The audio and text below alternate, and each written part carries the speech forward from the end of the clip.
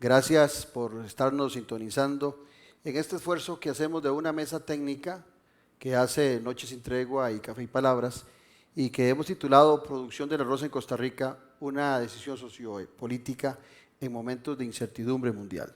Como usted se habrá dado cuenta, tanto en la primera ronda electoral como en la segunda, el arroz ha sido una de las estrellas de la discusión política. Y hemos querido hacer este espacio, esta mesa técnica, con especialistas, gente que conoce mucho del tema, sobre todo, como siempre, tratando de hacer política con P mayúscula y para que usted esté de la mejor forma informado del acontecer nacional y de temas tan importantes como es el arroz y como bien una de las participantes en el foro nos dijo el domingo en Noche sin Tregua, un producto que es parte de la cultura costarricense y que nos enmarca y nos marca en nuestra alimentación y en nuestro desarrollo. Para esta mesa tenemos 6 distinguidos panelistas, todos conocedores del tema. Don Sergio Rojas Jenkins, quien es agrónomo zamorano de la Escuela Agrícola Panamericana, máster en Administración de Empresas, experimentado productor de arroz con planta industrial para su procesamiento y parte de la segunda generación familiar en la actividad arrocera. También nos acompaña don Agustín Navarro Jiménez, ingeniero eléctrico, graduado de la Universidad de Costa Rica, gerente de operaciones por 20 años del Ingenio Taboga, presidente de Conarroz 2002-2006 y productor de arroz y de caña de azúcar. Otro de los panelistas es Andrés Vázquez Ulate, ingeniero agrónomo del Instituto Tecnológico de Costa Rica, productor de arroz libre, pesticidas y caña de azúcar orgánica, con 25 años de experiencia como productor agrícola en proyectos propios Finca Suquias. También primer agricultor en Costa Rica en arroz libre de pesticidas, certificado bajo la marca Arroz Sabanero. Por otro lado, contamos también con Leiner Vargas, quien es doctor en Economía, consultor económico, catedrático del Centro Internacional de la Política Económica, CIMPE, de la Universidad Nacional, especialista en temas de regulación económica, innovación y medio ambiente. Profesor de doctorado en Gobierno y Política Pública de la Universidad de Costa Rica y profesor del doctorado en Economía del ICAP. Por otro lado, contamos también con la presencia de Joana Solorzo Thompson, quien es máster en Economía de Empresas de la Universidad de Costa Rica, profesora asociada de la Escuela de Economía Agrícola de la Universidad de Costa Rica, miembro del equipo de Economía Cuantitativa del Centro de Investigación Económica Agrícola y Desarrollo de Agronegocios, CIEDA, de la UCR. Y don Javier Paniagua Molina, magíster en Administración y Dirección de Empresas, candidato al grado de doctor en Ciencias Gerenciales, profesor de la Maestría en Gestión de Agronegocios de la UCR y miembro del equipo de investigación de Economía Cuantitativa del Centro de Investigación de Economía Agrícola y Desarrollo de Agronegocios, CIEDA, de la Universidad de Costa Rica. Como ustedes se dan cuenta, estamos ante un panel que sabe de lo que nos va a hablar, que sabe de lo que nos va a exponer y sin la menor duda el mayor beneficiado va a ser usted con la exposición de cada uno de ellos. Arrancamos en esta primera parte con una exposición de aproximadamente 8 minutos de cada uno de los que nos acompañan en el foro y posteriormente en la segunda hora de este foro tendremos la oportunidad de intercambiar sobre las diferentes ponencias de cada uno. Arrancamos con don Sergio Rojas Jenkins. Gracias, muy buenas tardes, don Claudio y señores panelistas. Es un honor estar en esta distinguida mesa técnica del análisis del arroz, un producto que es sumamente importante a nivel mundial, es el cereal más consumido en el país y en el mundo en general. Y vamos a arrancar de una vez con la presentación que les traigo, con la intención de irla viendo para generar algún tipo de discusión. Bien, entonces pasamos a la segunda. Bien, el arroz en Costa Rica, ¿por qué es importante? El arroz en Costa Rica es importante porque se cultivan 33.668 hectáreas, existen 518 productores, hay 10 agroindustrias, se produce en 5 regiones del país, se producen 152.721 toneladas métricas, fomenta el desarrollo en 26 cantones genera entre 4.000 y 5.000 empleos directos y 28.476 indirectos. ¿Cómo se fija el precio al consumidor nacional? Bueno, iniciando con la cadena, en la cadena iniciamos con el productor, en donde tiene una estructura de costos medios, en donde se cuenta con la mano de obra, el paquete tecnológico, las labores mecanizadas y los costos fijos. Se considera un rendimiento de 4.78 toneladas de arroz seco y limpio y se da una utilidad del 20%. Aquí quisiera hacer la observación de que ese rendimiento es el rendimiento que se utiliza para el modelo y que por lo tanto aquellos productores que produzcan menos ven afectada su utilidad y los que produzcan más tienen un premio a la eficiencia, ¿verdad? Pasamos a la siguiente. También continuando con el tema de la fijación del precio al consumidor, sigue la parte industrial, en donde el precio pagado al productor, como lo explicamos anteriormente, más el precio de las importaciones de arroz en granza, se saca un costo promedio ponderado de la materia prima y se mete dentro del modelo. Esto es importante entenderlo porque algunos comentarios alrededor del arroz se han hecho de que el arroz que traen por medio de Conarroz las industrias, en donde no paga el 35% de arancel, asumen que eso se lo deja el industrial y en realidad eso es un beneficio para el consumidor. Los márgenes también están fijados por el Ministerio de Economía, de Industria y Comercio. Es de un 7% en la utilidad para la industria, un 5% de utilidad para el mayorista y 7% para el detallista. Regulación de precios. ¿Ha sido importante? Bueno, la regulación ha permitido que no exista colusión con este alimento básico. La regulación ha permitido que se mantenga la competencia por la adquisición de grano de producción nacional. Brinda algún grado de seguridad al productor en la compra.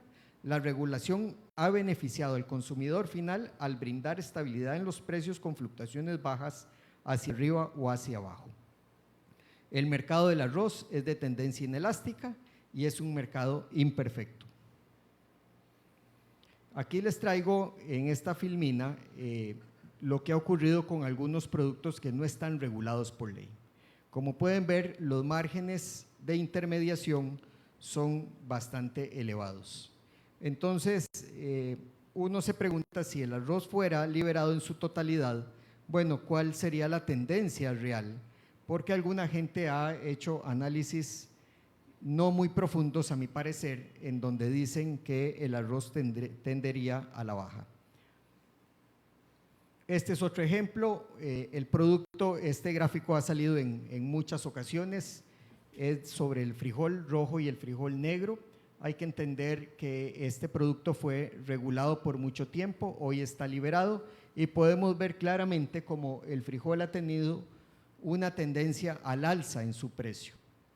Y podemos ver la línea amarilla, que es la línea del arroz, en donde, dada la regulación, en realidad ha tenido una tendencia a la baja. Noten que hoy está en 702 colones el kilogramo. El arroz en el casado, esta es una filmina que se ha utilizado en otras presentaciones. Antes de que subiera el precio, el viernes pasado subió el precio y era de 93.80, hoy serían 98.28 el incremento en ese casado. Quiere decir que son poco menos de 5 colones por un casado. Eso significa que si la persona consumiera arroz en 3 comidas al día, serían 13.44 colones por día el incremento en realidad del arroz. Así que creemos que no ha sido tan elevado y no es como alguna gente ha querido decir en los periódicos. El arroz es un generador de encadenamiento productivo en muchas zonas rurales, como lo hemos demostrado a través del tiempo. En épocas difíciles como la pandemia, el consumidor siempre tuvo acceso al cereal, especialmente ahora con el tema del COVID. Entonces, quisiéramos hacer la observación de que debemos conversar un poquito sobre soberanía alimentaria, que es diferente a seguridad alimentaria. El sector ha sido reconocido ampliamente porque es fortificado, eso ha ayudado a eliminar lo que es espina bífida y la ONU ha reconocido este esfuerzo del Ministerio de Salud y las industrias nacionales de arroz. Mercado internacional. El mercado internacional, como es Ucrania, es un granero importante de Europa. Otros países pueden ver una oportunidad de mercado y cambiar sus preferencias de siembra y cambiar de sembrar arroz a trigo, a maíz o cualquier otro cultivo. El mercado de commodities, donde se encuentra el arroz, el maíz, la soya y otros, están con tendencia al alza. Costa Rica debe definir su política agrícola entre dos conceptos: seguridad alimentaria y seguridad y soberanía alimentaria. Decisiones sociopolíticas. Si el arroz fuera importado en su totalidad, ¿cuál sería el escenario actual? ¿Qué sucedería si se destruye la base productiva del país? ¿La seguridad alimentaria está realmente en el bolsillo del consumidor, como lo manifestaban algunos en la época de las firmas del Tratado de Libre Comercio? ¿Será lo mismo seguridad alimentaria y soberanía alimentaria? ¿Qué sucedería si perdemos la base productiva del arroz? ¿Será que nos ocurre lo mismo que está ocurriendo con los combustibles el día de hoy? ¿Qué control tenemos sobre esos incrementos? Imagínense el cultivo del arroz en condiciones que no tuviéramos ya esa facilidad. Algunas conclusiones. El sector arrocero ha carecido de acceso a crédito. No cuenta con agroquímicos de nueva generación desde hace 15 años. Esto genera menor competitividad, lucha contra las condiciones climáticas y no hay un seguro de cosecha adecuado. Por ser el cereal más importante a nivel mundial, nuestro arroz, el arroz costarricense, se ve inmerso en una discusión política entre la liberación y la regulación, de la cual podemos concluir que muchos hablan sin un verdadero conocimiento del tema. Nuestros agricultores siguen siendo hombres y mujeres deseosos de tener una vida mejor para sus familias. Merecen tener las herramientas modernas para poder lograr los rendimientos deseados. En la cadena de valor no hay subsidios del Estado y si los hubiera, bajo el concepto de fijación del precio, es para favorecer al consumidor. Puede crecer el PIB, pero debemos revisar siempre su distribución. Costa Rica es un país en donde la clase media sigue siendo importante. En otros países de Centroamérica y de otras latitudes, evidentemente la clase media se ha ido desgastando y lo que se ha formado es una base de clase pobre y una base de clase muy alta con grandes riquezas. En fin, creo que el cultivo del arroz es un cultivo que genera pasiones y que vale la pena discutirlo un poquito más. Muchas gracias a todos por haberme escuchado. Muchas gracias a don Sergio Rojas y a continuación, por 8 minutos, disfrutamos de la exposición de don Agustín Navarro Jiménez. Sí, buenas tardes, don Claudio y señores panelistas, distinguidos asistentes y todos los que nos escuchan o ven en algún medio televisivo o de redes sociales. Realmente hoy yo vengo a hablar y a recalcar un poco lo que nos dijo aquí don Sergio Rojas.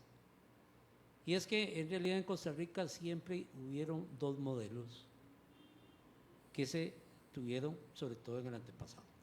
Una, donde el Estado tiene una participación velando para regular el precio en favor del consumidor, ¿verdad?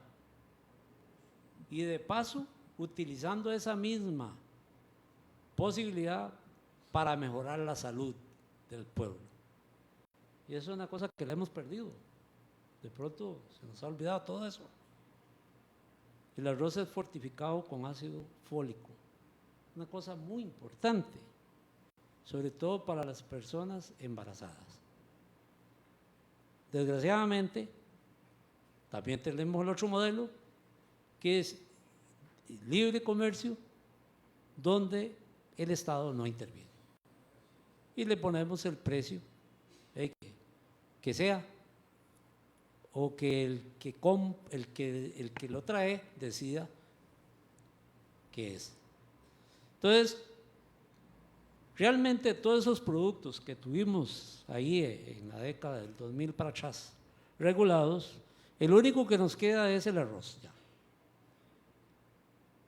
Porque el último fue incluso el que habló ahora Sergio, que fueron los frijoles que en el año 1996 le dieron el golpe de gracia, ¿verdad? Y que es tal fue el golpe de gracia que le dieron que la misma Pilar Cisneros tuvo que hacer en Teletica, traer a los agricultores ahí para que la gente comprara los frijoles de ellos. Es increíble. O sea, fue tal el desastre que les produjo. Pasamos la siguiente. Pásame la siguiente. Este gráfico ya lo mostró Sergio, pero lo vamos a profundizar. Vean qué cosa más interesante. Aquí lo que está es la línea verde, es la situación de la canasta básica alimentaria desde el año 2010 al año 2022. Y la que es amarilla es el arroz, que en el año 2010 valía 734 colones el kilo, y hoy, con el pequeño incremento que le hicieron, está en 702. O sea, que ha bajado más bien 32 colones. Y vea, qué interesante. El único producto regulado en los últimos 12 años ha bajado de precio, ¿verdad? Todos los demás, como ustedes ven en esa línea verde, han venido subiendo y subiendo y subiendo. Y cada vez suben más, ¿verdad? También, como dijo Sergio, vean los frijoles. La tendencia de los frijoles es a subir, nunca a bajar, ¿verdad? Eso nos hace ver, ya aquí, en esta gráfica, cuál es la relación del Estado cuando interviene en un producto muy importante para el consumo de nuestros habitantes. Vea que uno bajó y los otros todos suben. Pásame la siguiente.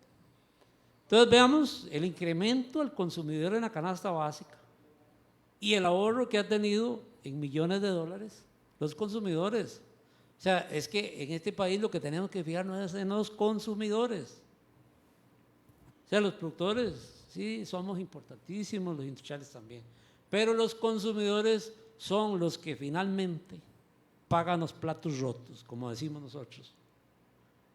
Y vean, mientras que con el arroz se han economizado en estos años 145 millones de dólares, contrario a lo que dicen hay que se ganan un montón de plata, en el resto de la canasta básica han pagado, por no tener regulación, el Estado 2.644 millones de dólares. Eso lo ha pagado el consumidor. ¿Ah?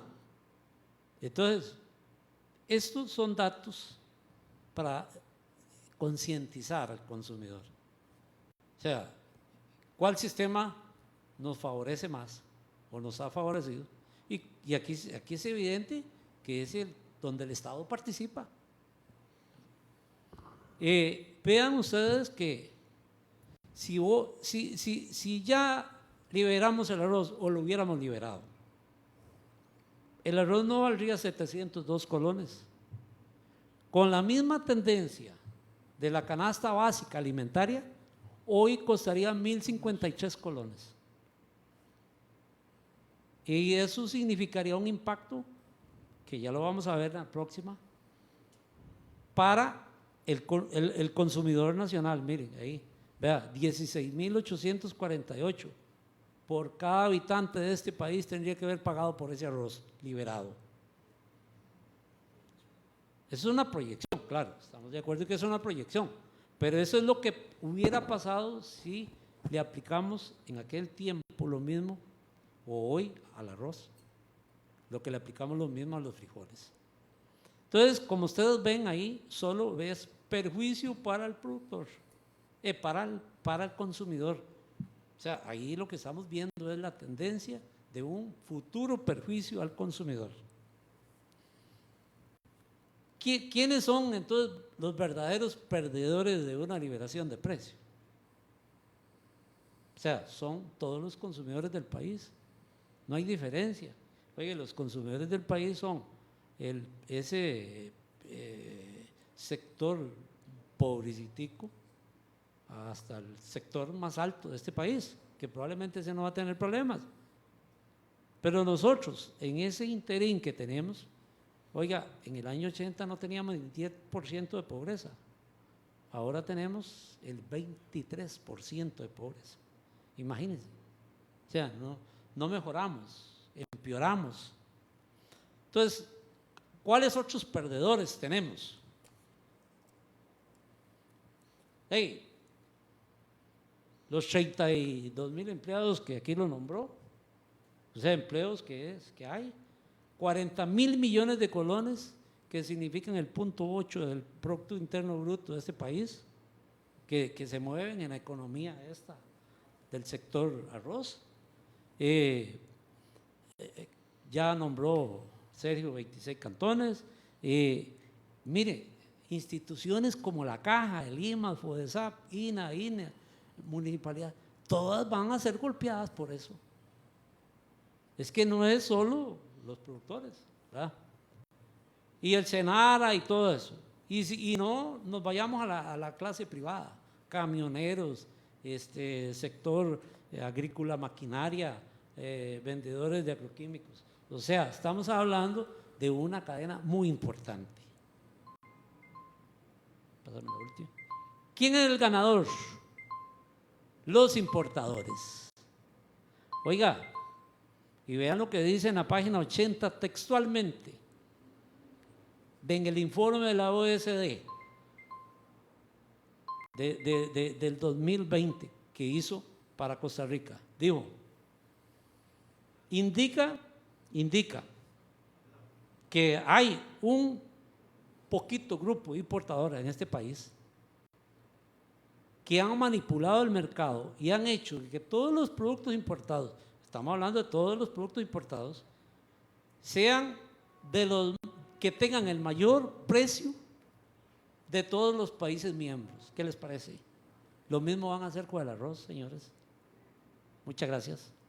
Muy bien, muchas gracias a don Agustín Navarro Jiménez y a continuación, con su exposición, don Andrés Vázquez Ulate. Muchas gracias a todos, buenas tardes.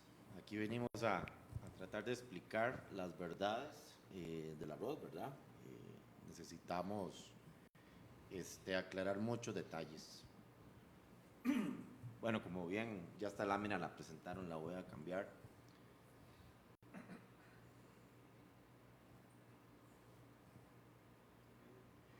El consumo per cápita de arroz está en 45 kilos, ¿verdad? Eso es lo que nos comemos los costarricenses, un saco de arroz por año. El precio del arroz, vean este ejercicio, desde el 2010 costaba 734 colones y eso ha bajado drásticamente año con año, inclusive llegó en octubre de 2020 a 620 colones, eso era más o menos un 15% de rebajo, ¿verdad? En el precio del arroz.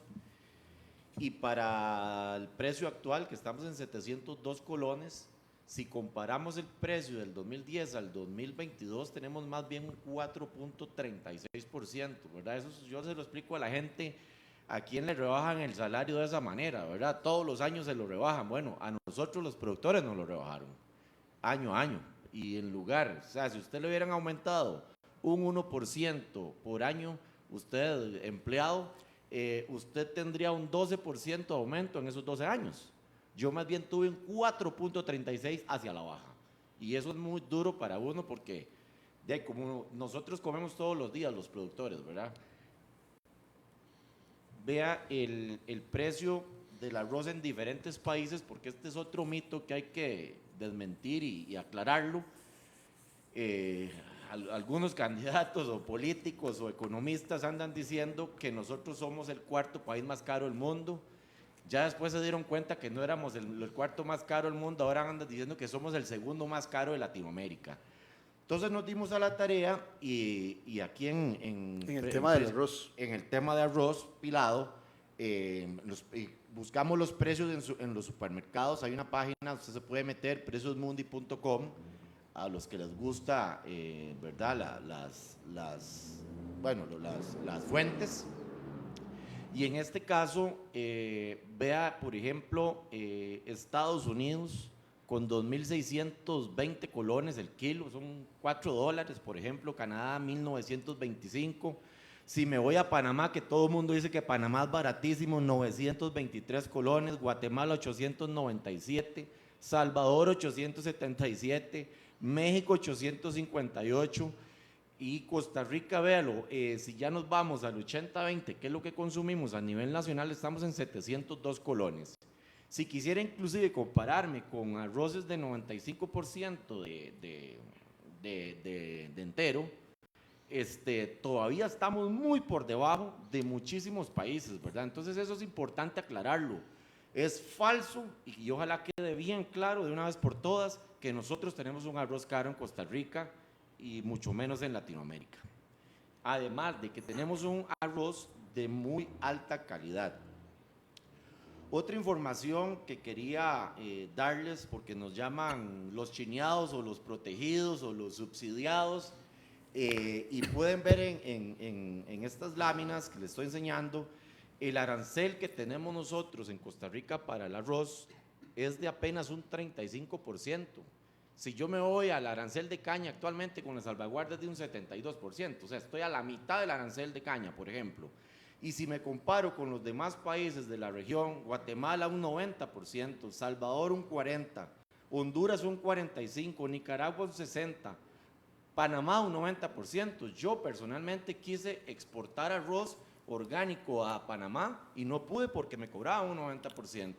Entonces, hay candidatos inclusive que llegan y le dicen a usted que van a quitar estos aranceles.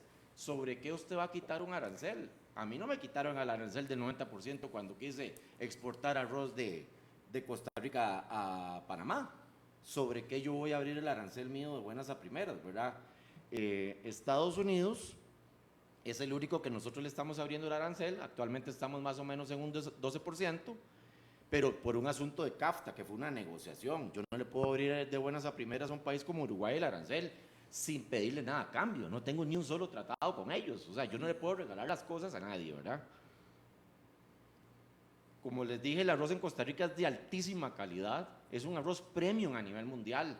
Los ticos sabemos comer arroz.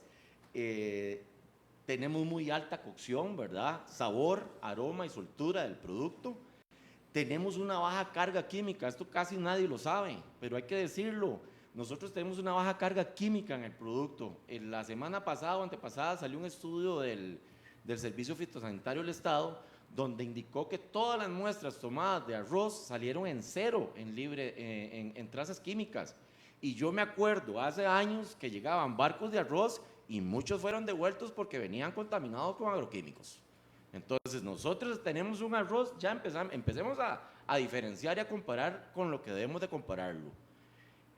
A diferencia, por ejemplo, de un arroz de Estados Unidos, que tiene mala cocción, mal sabor, mal aroma, tiene un sabor a jabón, y entonces son cosas que hay que saber cuando usted le dicen barato, ¿qué es barato, verdad?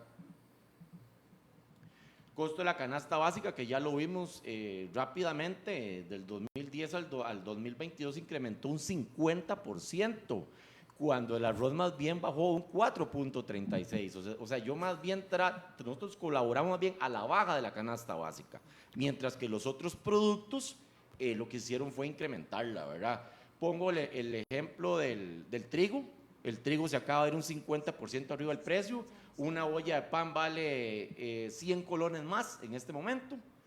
Y ahora que hubo un aumento de 32 o 39 colones por kilo de arroz, me hace gracia porque las televisoras o los periodistas o no sé, dan como una alarma y le dicen: consumidor, prepare sus bolsillos, porque viene lo terrible, el arroz va a incrementar. ¿Y qué significa eso?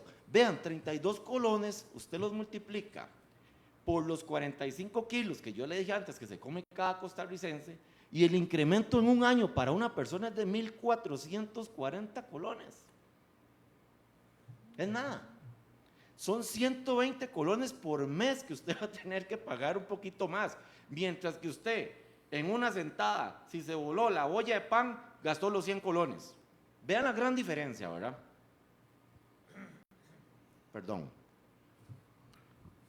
Estos son los márgenes. Tal vez esos son los márgenes que citó Sergio antes, yo los tenía por aparte, donde el arroz margina un 7%, inclusive hay estudios que indican que es hasta menos de ese margen de rentabilidad, mientras que un frijol negro tiene un 70% de intermediación, de margen de intermediación, y un frijol un 94% y una zanahoria un 265%, ¿verdad? Otro mito que quiero romper hoy, noticias falsas, de nuevo, ahí andan un candidato es el que anda con esto y tal vez está mal asesorado, no sé a quién quiere beneficiar, pero pasa diciendo, industria gana 190 millones de dólares. ¿Ah? Vean, estos famosos 190 millones de dólares salen de un estudio del año 2014-2015 que hizo Ricardo Monge, pagado por Bernal Jiménez, y algunos economistas agarraron esto y empezaron a decir, claro, la industria se está ganando y el sector arrocero está siendo subsidiado y nosotros los pobrecitos consumidores estamos pagando eso. Completamente falso, porque el estudio obvió un montón de gastos. Por ejemplo, el estudio vio el transporte del puerto Caldera a la industria, obvió el etiquetado, el empaque de la bolsa, obvió la distribución hacia el supermercado, obvió el mercadeo, la administración, las ventas, las devoluciones que tiene un producto. O sea, el estudio está completamente errado, es un estudio que lo que trae son cosas falsas, tergiversado, malintencionado e irresponsable. Lástima que yo estaba subido en un tractor en ese momento para venir a defenderme, pero tenemos que apiarnos a veces del tractor para venir a defendernos aquí los productores. Es increíble, ¿verdad? Uno trabajando allá y otros volándole leña a uno por la espalda. Eso no se vale. Ojo, y de todos estos críticos y todos estos políticos y toda esta gente que yo estoy citando de acá, ninguno ha tenido la decencia de ir a Conarroz a informarse de los datos oficiales y técnicos para poder hablar. Se basan en estudiecillos para ellos, montados para ellos, y atacar a todo un sector como es el sector arroz y tan importante. Simplemente quería ver cómo otros países sí saben lo que es proteger a un productor, chinearlo. Estados Unidos invierte 428 billones de dólares para los agricultores, y en la parte de lo que son los cereales, donde está el arroz, invierte alrededor de 30 billones de dólares cada 5 años. ¿Por qué? Porque son inteligentes, saben que ellos necesitan cuidar la comida, y el arroz es muy importante. Entonces, por eso estamos esta noche aquí, para defendernos como productores. Muchas gracias. Muchas gracias. Continuamos ahora con don Leiner Vargas, quien nos va a hacer también exposición en relación al tema del arroz. Muy buenas tardes y muchísimas gracias por la invitación, y a los compañeros y compañeras, un placer de estar con ustedes. Quisiera decirles que la presentación que voy a pasarles básicamente trata dos temas en una misma temática. El primero de ellos es por qué se regula, y la segunda parte es cómo se regula el arroz. Esperando que al final me permita tal vez un par de sugerencias en positivo de qué oportunidades de mejora tenemos para este modelo regulatorio. Vamos a pasar, si me lo permite, a la segunda lámina. Vamos a ver. Ok, sí. Tenemos, la primera pregunta es, ¿por qué se regula? Y hay varios aspectos que son fundamentales para regular un mercado. No es casualidad que este mercado esté regulado. Este mercado es un oligoxonio en la faceta de compra. Cuando no se entiende qué es la granza, que es la materia prima sobre la cual se procesa y se industrializa el arroz, a algunas personas les podría parecer que entonces vamos a la finca y le compramos el arroz a los arroceros, y eso no es así. Lo que hacemos es compramos la materia prima que lleva todo un procesamiento, un proceso industrial, un tiempo de espera entre el proceso de compra y el proceso de maduración para convertirlo en arroz pilado finalmente y poder venderlo. Y en ese proceso tenemos, sí, bastantes productores, digamos una cantidad importante, regionalmente distribuida, pero tenemos muy pocos compradores, tenemos solo 10 industrias. Y además dentro de esas industrias tenemos 3 que son dominantes en el mercado, o sea que son industrias integradas. Entonces, con una estructura de mercado de esa naturaleza, una industria no puede ser competitiva, una industria no puede convertirse en un mercado competido. Segundo, tenemos un oligopolio en la parte industrial. Como claramente tenemos solo 10 industrias y además 3 o 4 de ellas son dominantes en el mercado, ahí tenemos la estructura de mercado clásica que en economía se estudia como un oligopolio. Y un oligopolio en el mercado tiene que regularse porque si no sería abusivo del consumidor. Tenemos una altísima concentración de importación, tanto en volumen como en economías de escala. El mercado mundial es un mercado de excedentes, el mercado mundial del arroz, y solo hay unos cuantos países en Sudamérica que pueden proveer la calidad del arroz que necesita Costa Rica. Así que básicamente, cuando vamos a la importación, es un ejercicio altísimamente concentrado que solo unos cuantos podrían dominar en caso de que se liberara ese mercado. Y finalmente, el mercado mundial del arroz es un mercado de excedentes, no es un mercado competido. Lo que significa es que tiene altísima volatilidad de precios, por lo tanto tiene que regularse. La segunda razón por la que nosotros regulamos es porque existen amplísimos diferenciales de productividad. Vamos desde 3 a 6,5 toneladas métricas por hectárea. Si nosotros básicamente liberalizamos, solo podría subsistir el productor que va de 5,5 para arriba en este momento. Y en este contexto tendríamos básicamente una industria que desaparece, quedando 2 o 3 pequeñas industrias al amparo de 2 o 3 grandes importadores de arroz. Las regiones que se verían más perjudicadas son las regiones de seco, las regiones donde se siembra el arroz en seco, donde hay más baja productividad, donde además tenemos a los productores más pequeños. Y finalmente, tenemos una estructura industrial, una estructura de mercado muy concentrada. Es decir, aquí nosotros tenemos una estructura integrada verticalmente en tres empresas o agronegocios que generan un mecanismo que en un proceso de liberalización prácticamente darían al traste con todos los arroceros nacionales. Y eso hay que entenderlo muy sencillo. Los 3 grandes van a sobrevivir la apertura, sí van a sobrevivir la apertura, pero todos los demás van a desaparecer y se van a convertir en grandes importadores, básicamente 3 o 4 agroindustrias. ¿Por qué es necesario regular del lado del consumidor? Por una razón obvia. Este es un producto de consumo amplio, de consumo popular, de altísima sensibilidad en el precio para las personas y las familias más vulnerables del país. Ya lo han expuesto los antecesores.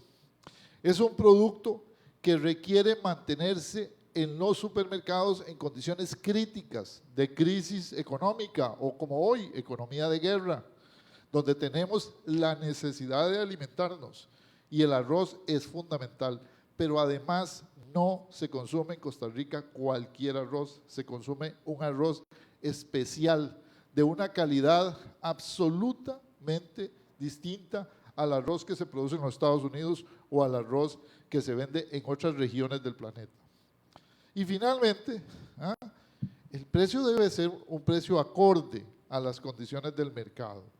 Y lo que han mostrado las gráficas previas es que Costa Rica no ha abusado de la regulación del arroz.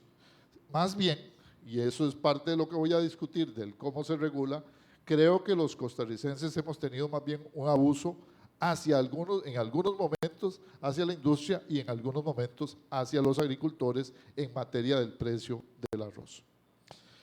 ¿Cómo se regula? Se regula a través de la tasa de retorno.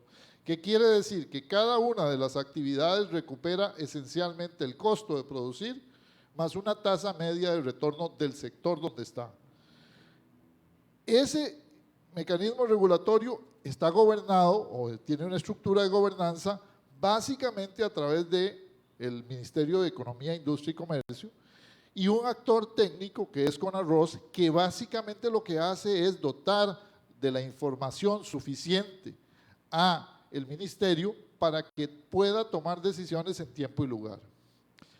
A través de ese mecanismo se utilizan las cuotas de importación para compensar la diferencia entre el precio que paga el productor y la diferencia entre el precio que recibe el consumidor. O sea, aquí el arancel no se lo está chupando la industria, eso es falso.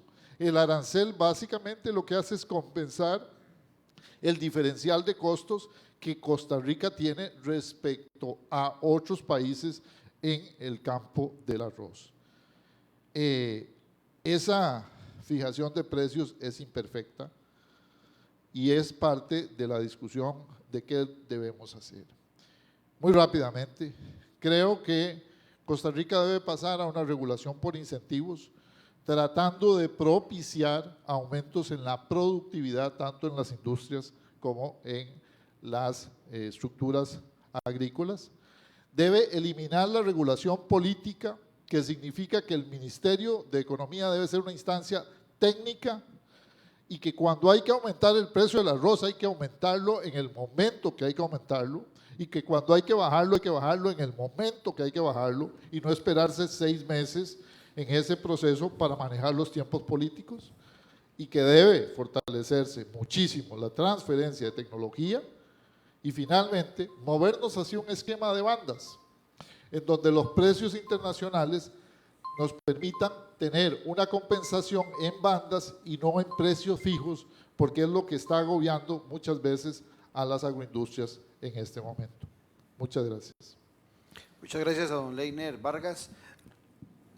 A continuación vamos a escuchar a Joana Solórzano y a Javier Paniagua, investigadores y profesores del CIEDA de la Universidad de Costa Rica. Hola, muy buenas tardes. Muchas gracias por la invitación. Un saludo a los compañeros, al público presente y a las personas que nos están viendo desde las plataformas virtuales.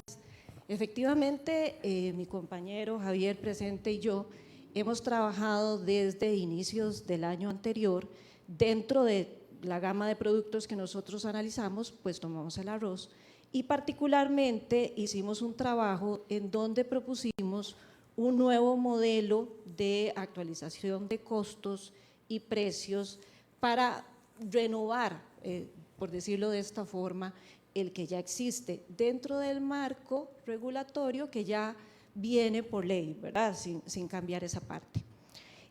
Lo que les vamos a presentar el día de hoy básicamente tiene que ver con los resultados de la investigación.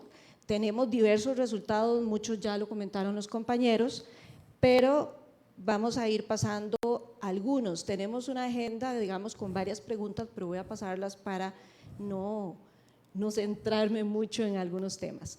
Como pueden ver en este cuadro y en el gráfico, efectivamente la importancia del arroz dentro de los hogares costarricenses. Estos datos fueron tomados de la encuesta de ingresos y gastos del INEC en el 2018 y como ustedes pueden ver, los productos que más se consumen a nivel país están primero el arroz, ¿verdad? Productos lácteos en donde tenemos la leche y todos sus derivados, así como productos, por ejemplo, relacionados con panadería, con verduras y hortalizas, con frutas y semillas. Ustedes notarán acá que tenemos dos columnas, lo que es total país y lo que es relacionado con el primer decil de ingresos. Eso quiere decir que estamos teniendo acá representada la población de ingresos más bajos del país. Y como pueden ver en estas dos flechas celestes, tenemos que en el caso del arroz grano entero, el el uso del gasto total de un hogar costarricense es de 1.5% versus 4.33% en el caso de las familias con menores ingresos. Marcamos acá también los frijoles como parte de lo que hemos comentado tantas veces, ¿verdad? Que decimos que son hermanos inseparables y que siempre van de la mano, van juntos en las comidas que hacemos. Y también estamos representando acá todos los productos que también se dan a base del arroz, el arroz con leche, el arroz cantonés, ¿verdad? Tantos tipos de arroz adicionalmente al arroz grano entero, que es sobre el cual normalmente versa la conversación, ¿verdad? Entonces ustedes pueden notar efectivamente la importancia que tiene realmente este producto dentro del consumo familiar. Datos, bueno, más históricos, estamos presentando acá décadas de consumo de arroz y de frijol. Pueden ver que hay una tendencia en el caso del frijol como más estable, ¿verdad? En el orden de los 10, 11 kilogramos por persona por año. Y en el caso del arroz ha venido aumentando, pero en las últimas décadas se ha mantenido bastante estable por el orden de los 45, 47 en promedio durante la última década. Pero bueno, si pensamos un poco cuál ha sido el comportamiento del consumo del arroz y los frijoles en Costa Rica, ya también se presentaron unas gráficas, pero podemos hablar también de otros temas, y es el asunto de las calidades de arroz, ¿verdad? La combinación de grano entero que el consumidor de Costa Rica come, ¿verdad? Que dice, bueno, ¿cuál es el arroz que a mí me gusta? Es ese arroz que es más entero, que es más suelto, que particularmente se da en calidades en Costa Rica. Como pueden ver en este gráfico, en el año 2012 el 55% de las ventas de arroz era representado por el arroz 80-20 y el arroz 99% era apenas un 1%, si acaso se conocía. ¿Qué pasa hoy en día? Ustedes pueden notar que la línea azul, que es el arroz 80-20, ha ido bajando a nivel de consumo y ha aumentado la línea amarilla, que es el arroz 99-1, de forma tal que en el último periodo, en el año 2021, tenemos que las ventas de arroz 80-20 representan un 27% de las ventas totales y el arroz 99-1 el 28% de las ventas totales. Los arroces de calidades superiores, por encima del 90% en total, representan el 70% y el 30% serían todos aquellos por debajo del 80%. Aquí voy a hacer una aclaración porque la semana pasada dije que no se veía la nacionalidad y sí. Y entonces voy a hacer la aclaración porque efectivamente en arroces superiores sí viene identificado el país de origen.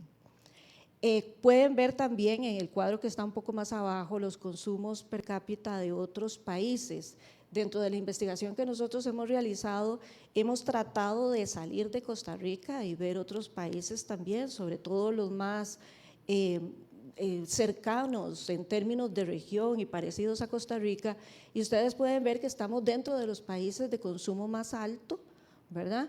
Que está por encima del 40-45 kilogramos por año, mientras que hay otros países como Guatemala, Honduras, México, con consumos un poco o bastante más bajos. ¿Cuál ha sido la distribución de la oferta? Cuando hablamos de oferta es la disponibilidad de arroz que requerimos tener para suplir el consumo nacional. Como pueden ver acá en estos cuadros y en la gráfica que presentamos, tanto de arroz como de frijoles, encontramos que a partir de los años 60 hasta el año 2021 ha venido disminuyendo en ambos casos, tanto en arroz como en frijol, de forma más marcada el frijol, las áreas de producción, las áreas de siembra y la producción total en toneladas en ambos casos. En el cuadro de abajo, que pueden ver con datos de FAO, tenemos una distribución entre la producción y la importación, porque lo que no producimos lo tenemos que importar. Y siempre ha sido así, nunca hemos sido autosuficientes. Entonces pueden notar, por ejemplo, que en los años 60 en la producción de arroz teníamos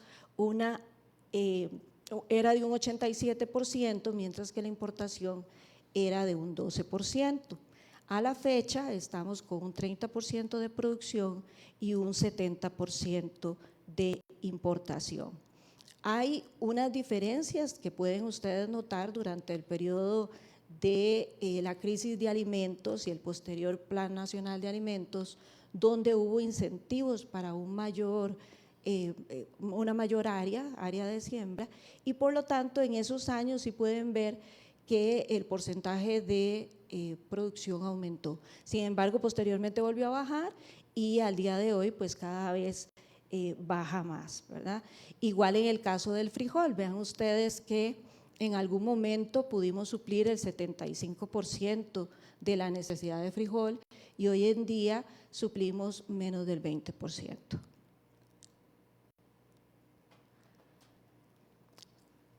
En este sentido, y tal vez esta gráfica es bastante interesante porque ustedes pueden ver, si nos comparamos con otros países, la gráfica anterior era solo Costa Rica en términos de arroz y frijol, pero si hablamos de otros países también y cómo nos vemos nosotros con respecto a ellos, verán acá, por ejemplo, que Colombia produce el 87% e importa el 12%.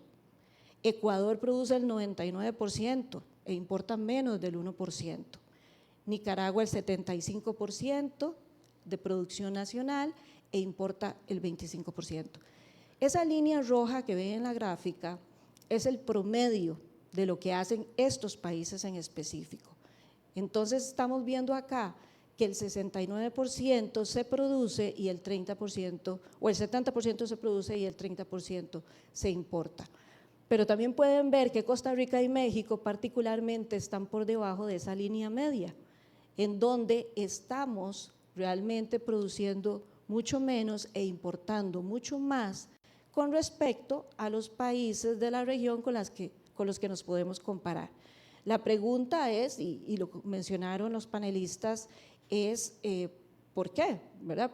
Porque hemos venido haciendo eso en el tiempo y cuál es la política en términos de la producción de arroz que vamos a seguir adoptando de ahora en adelante. Buenas tardes, muchas gracias por la invitación. Saludo a los panelistas, al público presente, a los que nos escuchan. Compañeros, realmente aquí es preocuparnos un poquitito cuál ha sido esa evolución del precio de estos granos a través de la historia, ¿verdad? Nosotros podemos ver claramente cómo en el caso de lo que explicaba la compañera, de estas dos gráficas vamos a ver el porcentaje de la producción y el porcentaje de la importación en las dos primeras columnas, tanto arriba está el arroz, abajo está el frijol, y luego vemos unos numeritos ahí que son los precios reales. ¿Por qué precio real? Para quitarle el efecto de inflación, porque muchas veces uno compara en una serie de tiempo los precios sin quitarle la inflación y puede ser que crezcan por efecto de la inflación. Cuando usted le quita la inflación, los hace comparativos, puede ver si realmente ha habido un incremento real o no. Entonces vemos los diferentes precios reales ahí, vemos el precio, el que vemos como PRP es el precio del productor, PRCIF es el precio a importación, un PR mix viene siendo como un promedio ponderado, ¿verdad? De multiplicar la proporción que nosotros producimos por el precio que se le paga al productor, más la proporción de lo importado por el precio importado. Entonces nos da como una relación de un precio promedio ponderado que queremos ahí, ¿verdad? Entonces ustedes ven claramente ahí, las últimas columnas, cómo sacamos algunas relaciones. PRC entre PIF viene siendo el precio al consumidor dividido entre el precio a la importación. Es decir, el consumidor está enfrentándose a un 200% del precio de importación. Claro, ahí hay que considerar que hay costos de proceso, de industrialización y todo, pero fríamente entre lo que nos entra importado y lo que paga el consumidor, la cadena nos da un 200, ¿verdad? Eso se repite más o menos parecido en frijol, pero vean cómo se ha incrementado, como hace en los años 90, en el caso de frijol era 148 y ya al final 224. En arroz son 199, prácticamente 200, y hoy en día anda en 219. No ha sido tan fuerte. Otra cosa que podemos ver en la última columna, que es PRP entre PRC, que es qué porcentaje del precio final que paga el consumidor se lleva nuestro productor. En arroz ha sido un promedio de un 46% con poquita variación. En cambio, en el frijol ha sido muchísimo más la variabilidad que ha habido y mucho menos lo que le queda al productor frijolero, ¿verdad? Otra cosa importante que nos preguntábamos, ¿y cómo está el tema con precios internacionales a través del tiempo? Vemos esto haciendo un análisis de unos 40 años para atrás, porque cuando discutimos sobre esto, no solo lo hagamos al calor de los últimos años, vámonos la historia tiene algo que contar. Nos vamos 40 años atrás y vemos claramente, la gráfica de arriba, tiene la línea roja que es el precio real del arroz, ya deflactado, quitando el efecto de inflación, y en dólares, también constantes, ¿verdad? Y la de abajo es el precio internacional, de referencia mundial, ¿verdad? Vean cómo se mueven los dos, similares, es lógico, eso es lo que uno espera que se muevan. Sin embargo, vean cómo en algunos puntos, aquí la historia más reciente es en la época esta de la crisis que hubo en 2008-2009, fue excesivo el crecimiento que hubo tanto en el precio internacional y se transmitió al precio local. ¿Okay? Por otro lado, hemos tenido caídas sostenidas de precios, 1999 quizás al 2006, una cosa así, y también eso afectaría a nuestro productor porque está muy barato afuera. Si nos ponemos a importarlo, porque afuera siempre es barato, eso es un argumento que se dice, pero ya vemos que no siempre es tan barato afuera. Entonces, ahí sí nuestro productor estaríamos poniendo en riesgo transmitirle un precio así.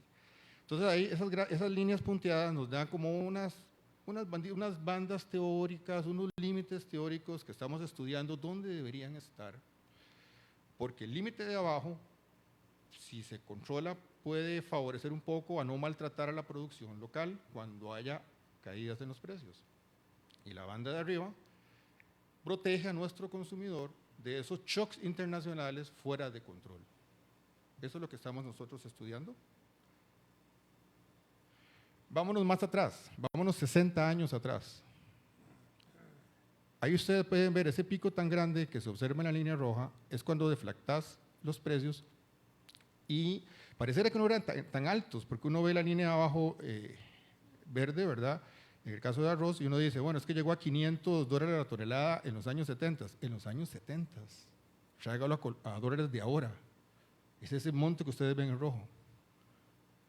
Eso tal vez nos olvidó porque no hacemos un análisis tan largo, pero vea que eso fue provocado por una crisis petrolera, con una situación crítica que hubo con una guerra que tuvo Israel en esa época.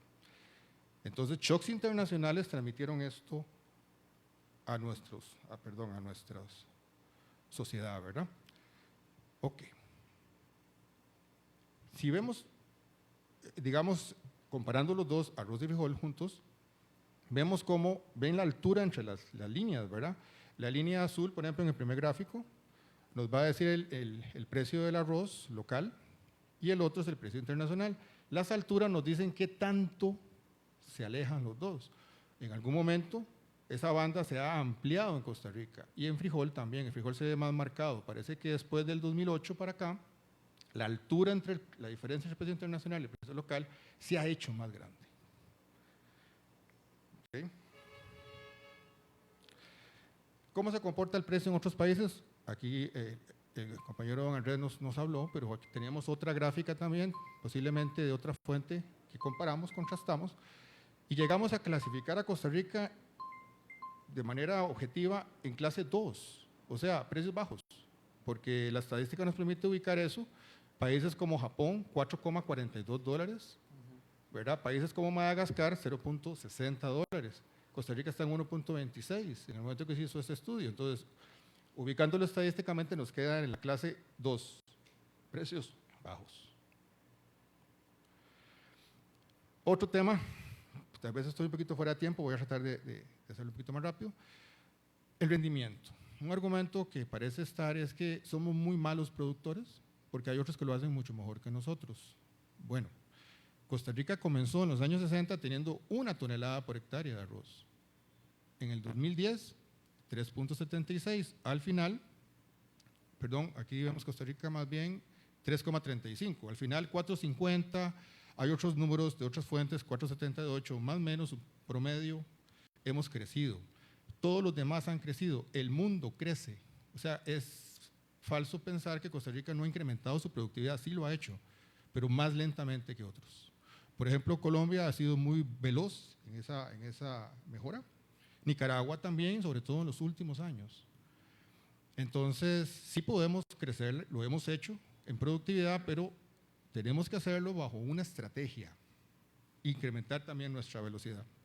Nos vamos y le preguntamos a los agricultores y nos encontramos un mundo muy interesante. En el centro, promedio 4,5 toneladas, ahí está la gran mayoría de productores, pero tenemos productores buenos, un 10% de ellos andan por encima de 6 toneladas y un 20% por debajo de 4. Ese 20% está bajando el promedio nacional y ellos incluso podrían tener problemas económicos ante shocks, ¿verdad? Pues hay que ver qué hacemos con esa población de productores. Hicimos un estudio también sobre costos, eso que explicó la colega Joana, y llegamos a determinar que el punto de equilibrio es 3,86 toneladas. O sea, productores que tengan menos de eso están perdiendo, ¿verdad?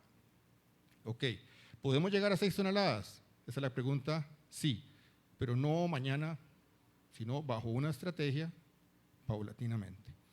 ¿Dónde está la posible salida de esto? Mediante la tecnología moderna, por ejemplo, agricultura de precisión, automatización de datos, hacer levantamientos con drones. Esa tecnología ya existe en nuestro medio, es importante saberlo.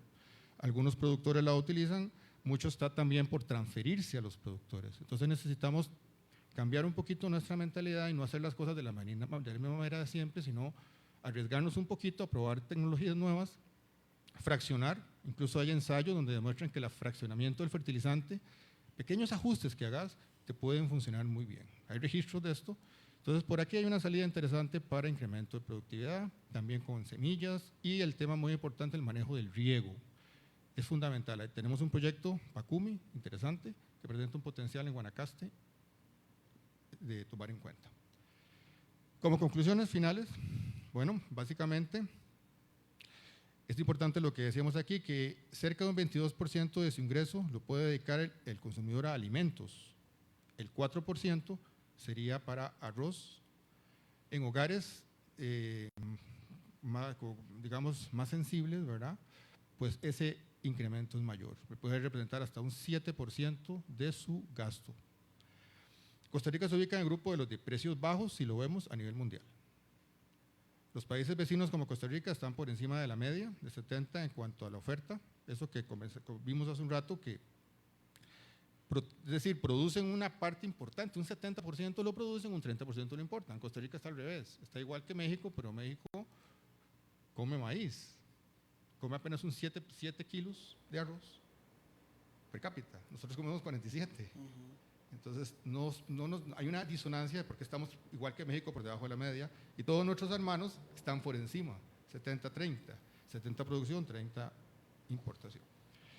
En arroz, la participación del precio al consumidor crecido del productor ha sido estable alrededor de un 46%, cuando en frijol ha venido bajando del 60 casi al 40 con mayor variabilidad. El arroz se regula, el frijol se desreguló. Costa Rica ha seguido la tendencia mundial de incrementar productividad, igual que el mundo, solo que lo ha hecho más lentamente que otros. Esa es quizás la lección aprendida que tenemos que pensar sobre eso. Existe un grupo importante de productores con bajos rendimientos que se debe tratar de manera especial para ver la conveniencia que sigan en la actividad o bien cómo se podrían transformar. Existe un grupo de productores élite, muy buenos rendimientos, que pueden servirnos de estudios de caso y las universidades y diferentes centros de investigación tienen tecnología lista para transferir. Tenemos que trabajar mejor en eso. Puede hacer que si lleguemos a superar las 6 toneladas por hectárea, pero no lo vemos a un plazo inmediato, lo vemos quizás a unos 5 años, como decir un número razonable, pero sí hay mucho que trabajar y eso debe ser producto de una estrategia orientada hacia la competitividad de arroz. Costa Rica tiene capacidad para definir una política que beneficie en forma equitativa a todos, consumidores en primer lugar, productores, industrializadores, importadores y comerciantes. Creemos que sí es posible, hay capacidad en nuestro país para eso. Y que también tengamos siempre en cuenta la gestión de riesgos en esto, para promover que cada eslabón de la cadena gane de acuerdo al riesgo que asume, ¿verdad? Que no haya ningún tipo de abuso ahí, y que todos nos protejamos de esos shocks internacionales que vimos que sí llegan a afectar. Eso sería, muchas gracias. Muchas gracias. En esta segunda parte vamos a hacer un intercambio que ojalá sea bastante rápido al estilo conversatorio, porque yo me voy a tratar de poner en el papel del consumidor o del que nos está oyendo. Primero porque ustedes son los expertos, yo lo que sé es comer arroz, ustedes son los que conocen del tema.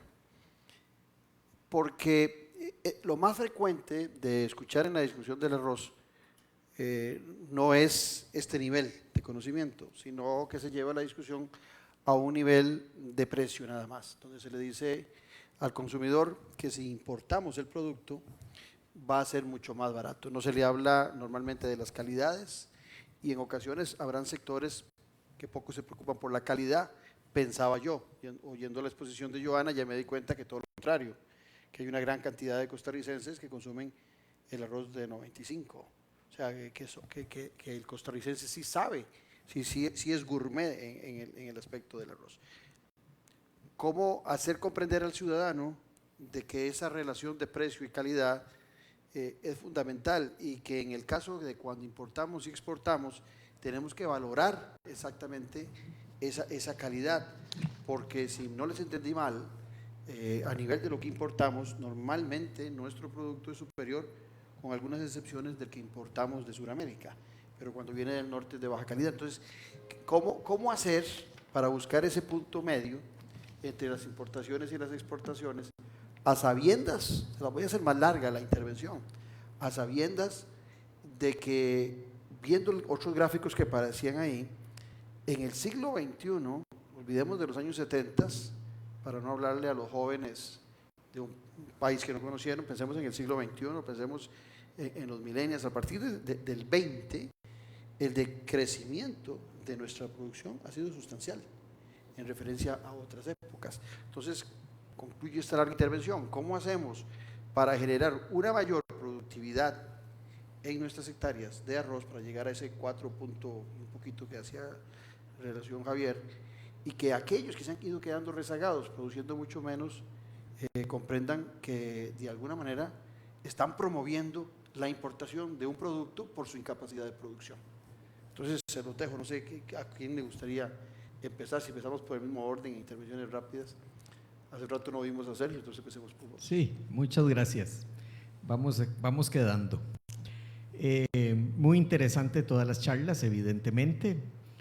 Podemos notar que hay campo para desarrollar un poquito más la productividad del arroz, evidentemente, pero también debemos tener las herramientas adecuadas, y creo que esa es una parte en la cual está fallando el Estado. Desde el punto de vista de los agroquímicos, tenemos cerca de 15 años, como lo había mencionado, de no tener moléculas nuevas, ¿verdad?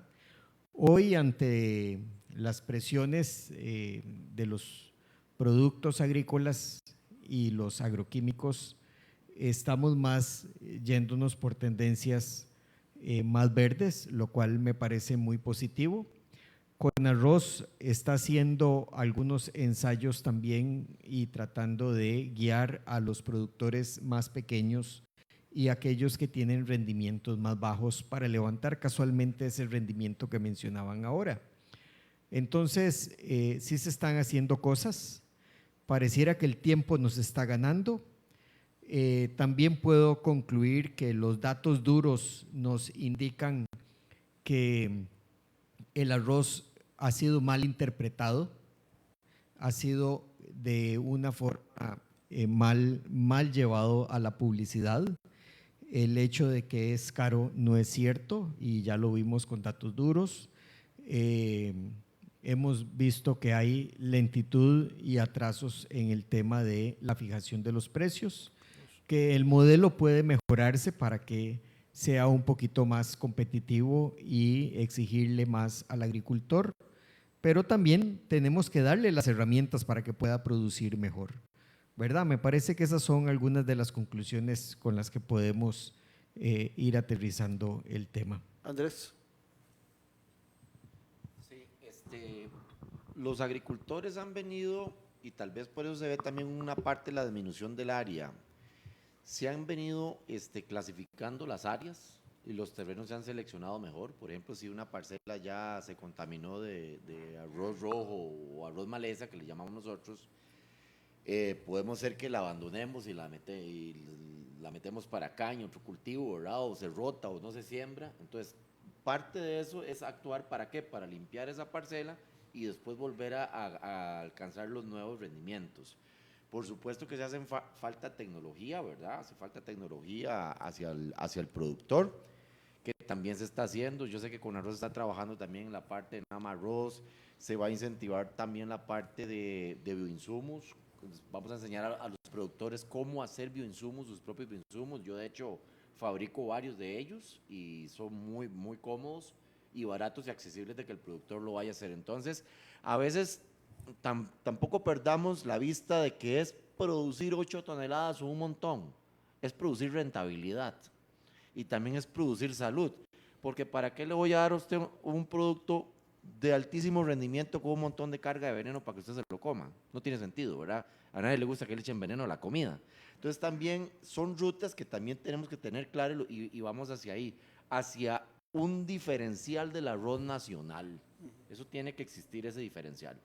Leiner. Sí, yo creo que una de las cosas que ha quedado clara en esta mesa es que no es el arroz costarricense un arroz caro.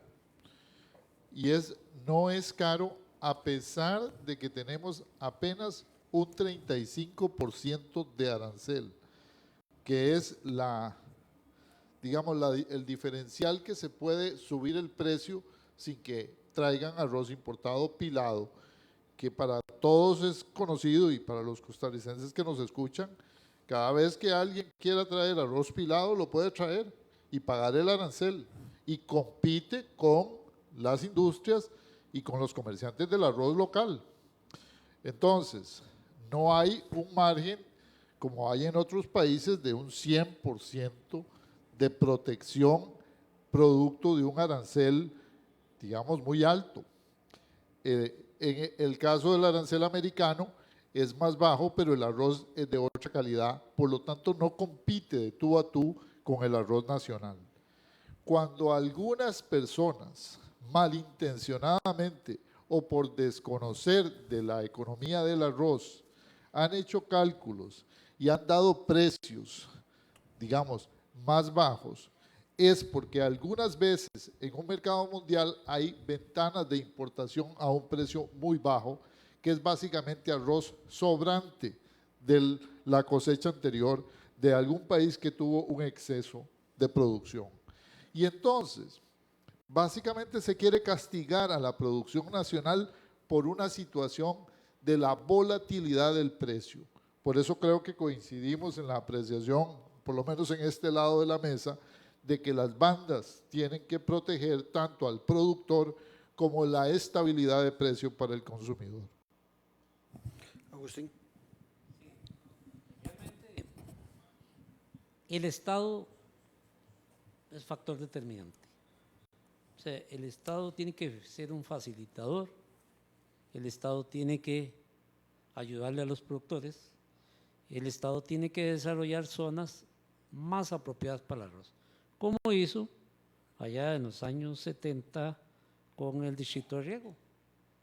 Oiga, Dios guarde, no tuviéramos el distrito de riego aquí, sería terrible, ¿verdad? Pero bueno, lo que pasa es que el Estado ha perdido la perspectiva. Lo que nosotros tenemos que entender es que el mundo se mueve hacia una situación crítica. Y eso lo dice la FAO, lo anuncia O sea, para el 2030 vamos a tener una hambruna. Óigase bien, hambruna.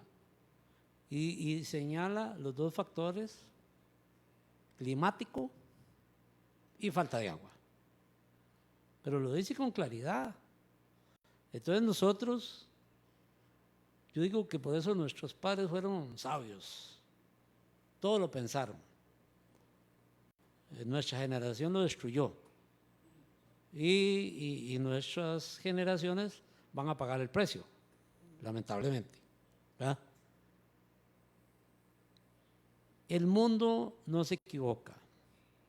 El cambio climático es irremediable y la falta de agua es inevitable. Entonces, como dicen los japoneses, o sea, la agricultura nunca se puede abandonar, porque es la comida. ¿Verdad? De pronto nosotros atacamos más bien a los que producen la comida y les decimos que son unos ladrones, que nos están robando. Bueno, ya demostramos que no es así, ¿verdad? Esperamos que los consumidores entiendan eso, que más bien si de alguna manera les hemos ayudado a sostener la carga del costo de la canasta básica alimentaria. Pero de verdad que este es un foro que uno debiera emplearlo a todos los jóvenes, a las escuelas, a los colegios, a las universidades, porque realmente ellos son los verdaderos que van a sufrir estas consecuencias de nuestras decisiones, que lamentablemente no han sido las mejores hasta hoy, y más bien le hemos dado a unos vivillos ahí, o sea, porque esa es la realidad, a unos vivillos importadores que han ganado miles de millones de dólares y no les importa el consumidor, ni les importa el hijo mío, ni el nieto, ni el bisnieto. Solo les interesa el negocio de ocasión. Por eso el arroz decía, un día de estos dijo Bloomberg, lo único que está salvando este mundo de una hambruna es el arroz. Ahora voy por ahí. En un caso, y es que esa frase de que vimos el domingo pasado en Noches sin Tregua me encantó, de que el arroz es parte de nuestra cultura. Yo creo que nadie duda que sí. A veces no lo analizamos y a veces lo dejamos pasar, pero es cierto. Siempre está presente culturalmente en cualquier actividad que hagamos. Sin embargo, pareciera que siendo un asunto cultural tan importante, en ese gráfico que ustedes nos mostraban, los investigadores de la Universidad de Costa Rica, Joana y Javier, quedaba claro de que nosotros hemos venido en ese decrecimiento, que los países medios producen el 70%, eso les da lo que hablabas vos antes, Sergio, de seguridad y soberanía alimentaria con un 70%. Nosotros no estamos en ese rango, si no me equivoco, con un 47%. ¿Por qué lo hemos dejado? Ha sido lo que Agustín plantea ahora, de que algunos por negocio y otros desde el Estado han considerado que es más fácil la importación del producto, hay complicaciones en la producción del producto, y les voy a poner un ejemplo. Los escuchaba a ustedes el domingo hacer referencia de que cuando se vino la crisis alimentaria que ustedes planteaban ahora en el 2008, teníamos un poquito más de 500 productores, 505, 506, no preciso el número, pero eran casi 500. Y que con el proyecto que se hizo ya en el 2008 logramos 1.400 productores. O sea, que hicimos bien en ese momento para incrementar los productores. Pero resulta que en la actualidad tenemos 900. Algo hicimos mal después también para que disminuyera. ¿Es un mal negocio el arroz para el productor? ¿O dónde está el defecto de esa montaña rusa, de ese sub y baja en la producción no en la producción, bueno, sí en la producción, pero también en el involucramiento de mayores productores en el área del arroz? Ok, parte de lo que nosotros estamos investigando, ya demostramos en el diagnóstico que la mayoría de nuestros hermanos cercanos, ¿verdad? Vecinos cercanos con condiciones tropicales y muy similares a nosotros, están 70% producción, 30% importación. Costa Rica es el que está disonante. Estamos tratando de encontrar las causas de eso, históricas incluso, porque si quisiéramos acercarnos un poquito a eso, ¿dónde estará el óptimo? Tal vez un 60-40. Eso es parte de lo que queremos hacer por medio de modelos de simulación. Decir que es porque somos malos productores, tampoco nos atrevemos a pensar así, porque estar en 4.5, 4.7, cuando la media mundial hoy en día está en 4, tampoco estamos tan mal. Colombia, 5 puntos y resto. Otros países ahí, por ahí 6. Pareciera que 6 es algo que no es tan inalcanzable para Costa Rica, pero no estamos tan largo de eso. Claro, pasar eso en rendimiento implica años, como lo dijimos, pero es alcanzable. Hemos visto también que tenemos buena radiación en muchas zonas arroceras. Me corregirán los compañeros productores, pero el arroz es fundamental, la radiación y el agua, ¿cierto? Y vimos que también con esa agricultura de precisión podemos hacer mapeo de suelos, ver qué zonas son más anegadas y en qué momento incluso del ciclo de la planta para hacer correcciones ahí. ¿Qué otras partes también requieren un manejo incluso de la fertilización un poquito diferente? Esos pequeños cambios nos pueden ayudar bastante, porque otros productores élites lo hacen y les funciona. Entonces, sí estamos tratando de encontrar ese equilibrio, por lo menos sugerir con modelos de simulación una posible combinación óptima para el país que sirva de guía para política. Y antes de que intervengas, Joana, 76.000 hectáreas teníamos antes dedicadas y ahora no tenemos ni la mitad de eso. Si quisiéramos recuperarlas, podríamos. Bueno, esa es una pregunta un poco difícil, habría que ver qué dice con arroz. Sí queda muy claro que si nosotros estamos actualmente dejando el 70% del consumo nacional en la importación, de alguna u otra manera estamos dejando que otros decidan por mi comida. Y eso podría ser de altísimo riesgo en ciertos momentos. Me explico de esta forma: si hay una guerra, si hay una situación de mercado en la cual los precios son muy altos o hay escasez, no precisamente todos los países del mundo se van a preocupar porque Costa Rica coma. Cada quien se va a preocupar por su propia comida. Entonces, si otros lo están haciendo y lo están viendo de esa manera, ¿qué ven ellos que nosotros no hemos visto? ¿Verdad? Ciertamente, tal vez, y lo mencionaba don Sergio, la soberanía alimentaria se refiere a yo poder saber que esa disponibilidad del cereal, del grano más importante en el país, lo puedo tener efectivamente y que no dependo grandemente de otros. La dependencia es un riesgo enorme en cualquier cosa, a nivel de producción, a nivel de comercio, a nivel de cualquier cosa. Entonces, eso es parte de lo que tenemos que ver a la hora de plantear un plan que nos diga hasta dónde deberíamos crecer a nivel de hectáreas. La combinación del precio que usted preguntaba ahora, el precio es un precio mix. Básicamente es lo que yo produzco en Costa Rica al precio de Costa Rica, lo que importo de Estados Unidos al precio de Estados Unidos, lo que importo del Cono Sur al precio del Cono Sur, y es un mix. Entonces, ese mix ideal es el que tenemos que ver de forma tal que si aumentamos áreas de siembra en Costa Rica, pero el precio se va a subir muchísimo para el consumidor, hay que ver cuál es ese límite. Por eso estamos planteando bandas.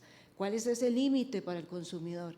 Porque no podríamos llegar y decir, produzcamos todo el arroz en Costa Rica y que hayan golpes muy fuertes a nivel interno, pero tampoco podemos dejar que sea todo importación, porque los golpes de afuera son los que no vamos a poder controlar. La matemática de una u otra forma es sencilla, porque para el productor sabe cuál es su costo de producción. Todos lo tienen muy claro cuál es el costo de producción. Y en todas las estructuras de costos que hemos hecho, sabemos que el productor sabe lo que le cuesta. Hemos hablado aquí de suelos, hemos hablado de luminosidad, de moléculas, hemos hablado de riego, y efectivamente mayor productividad va a ser clave para disminuir el costo por saco. Y eso es parte de los planes que tienen que estar sobre la mesa definitivamente. Pero hay todo un mundo detrás de esto, que es lo que tratamos hoy de conversar aquí, ¿verdad? que no solo es el costo, que no solo es la parte técnica, hay planes en conjunto que tenemos que abordar para poder hacer ese mix ideal, ¿verdad?, del que estamos hablando y que nosotros hemos tratado de investigar y que estamos simulando precisamente. Antes de que Leiner intervenga, lo que tiene que quedar claro al que nos está viendo, al que nos está oyendo, es que nunca hemos sido autosuficientes en la producción del arroz, siempre hemos importado un poco de arroz, y que si ahora pretendemos importarlo todo y ni siquiera aprovechar la capacidad que hemos tenido de producción, estamos poniendo en un riesgo el tema no solamente cultural, sino de seguridad alimentaria en nuestro país. Leiner.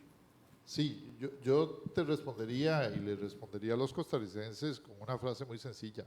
Se nos fue la mano en el acuerdo de la OMC y se nos fue la mano en el acuerdo de libre comercio con los Estados Unidos. No medimos lo que iba a implicar el ciclo de precios para los productores, no así otros países de la región que claramente ustedes han investigado y muestran los datos que la tasa media del arancel está por encima, en algunos casos hasta 2 o 3 veces por encima de la costarricense. Ahora, si a nosotros se nos fue la mano con la apertura, tenemos que darle la mano al productor y al industrial también a la hora de mejorar la eficiencia. A mí me quisiera enfatizar algo que el común de las personas no entiende, y es que lo que se importa para compensar el precio es granza a nivel internacional. El arroz pilado lo importa cualquiera pagando el arancel. La granza es la que viene con una disminución en el arancel, y entonces el precio mix que recibe el costarricense es producto de esa granza más barata en algunos momentos, que se compensa con una granza un poquito más elevada por las diferenciales de productividad. Pero eso tiene un límite, que es el 35% del valor del arancel. Si los costarricenses no tenemos un programa que aumente la productividad en las regiones donde hay baja productividad, un ciclo, vean don Claudio, qué terrible, un ciclo de precios bajos en el mercado internacional pone de rodillas a nuestros agricultores. Y pudo haber sucedido eso en ese lapso donde pasaron de 500, subimos a 1400 y bajamos ahora a 900 productores. Mire, los datos son claros. En el momento en el que nosotros entramos a la OMC y negociamos una caída del arancel, hay una salida clara de productores, y conforme ha ido bajando el arancel con Estados Unidos y hay más oportunidad de importación, los agricultores se han visto perjudicados. Hoy que tenemos un ciclo de precios más altos en la granza, están, digamos, un poquito mejor tanto los agricultores, digamos, locales, porque el precio se ha compensado un poquito hacia arriba, pero quiero decirles que en realidad hemos tenido un ciclo de precios internacionales que ha afectado claramente a la producción local. Y pensando en la seguridad y en la soberanía alimentaria, obviamente tenemos que replantearnos los niveles de desgravación a futuro o mecanismos para compensar, como hay en Estados Unidos, subvenciones, crédito y otras políticas de transferencia de tecnología para compensar esos precios tan bajos en algunas épocas. Así que me parece que el Estado tiene que realmente retomar una política agrícola más activa, y no solo pensar que el asunto es regular el precio. Regular el precio funciona siempre y cuando haya política productiva. Muy bien. Sergio, ¿qué pasa? Recordémosle a la gente, ¿qué pasa con el TLC, con el CAFTA en el 2025, con el tema del arroz? El arancel termina en 0, entonces ya el arroz va a entrar sin ningún arancel, el productor va a quedar totalmente desprotegido. Y eso arranca en enero del 2025. En febrero me parece, pero Okay, sí es en ese como 2 año. años y medio Sí. del sistema actual. Sí, yo puedo concluir que la mesa de la competencia internacional no está plana. Evidentemente Costa Rica es un país de costos altos para producir, orgullosamente. desde el punto de vista que tenemos una Caja Costarricense del Seguro Social, tenemos un Instituto Nacional del Seguro y tenemos otra serie de entidades que hacen que Costa Rica, a la par de otros países, tenga cargas importantes que no son consideradas en otros países que producen arroz también, ¿verdad? Y en otros países que tienen ventajas competitivas por las ayudas del Estado que tienen, como es el caso de Estados Unidos, que bien lo han mencionado, tiene una serie de beneficios el productor que va más a la segura que nosotros. Entonces, puedo concluir, ¿verdad? Como les indicaba, que la mesa no está plana, está contraria al productor nacional y creo que es el momento de ir enderezando, no para hacerles el favor a los productores, no, en justo beneficio para el sector, en justo beneficio para el país, ¿verdad? Y sin pensar en que vamos a incentivar al productor que no sea eficiente. Muchas gracias. Voy con Sergio o con Agustín, perdón, con Andrés o con Agustín. Cuando se habla de la producción del arroz, ¿hay algún otro alimento que compense, poniendo un panorama apocalíptico donde no consumimos arroz? ¿Hay algún otro producto que el costarricense lo ponga a competir con el arroz? Lo hago a manera de advertencia del ciudadano de lo que representaría ese momento apocalíptico. Bueno, realmente por la dieta del costarricense, no, ¿verdad? O sea, no tenemos la cultura mexicana, por ejemplo, el maíz, ni mucho menos, y ni tampoco lo producimos. Así es que es un golpe muy importante para el consumidor nacional, una posible liberación de precio, ¿verdad? O sea, recordemos todos los productos que han liberado en este país. El primero fue el sorgo, desapareció. Después fue el maíz, desapareció.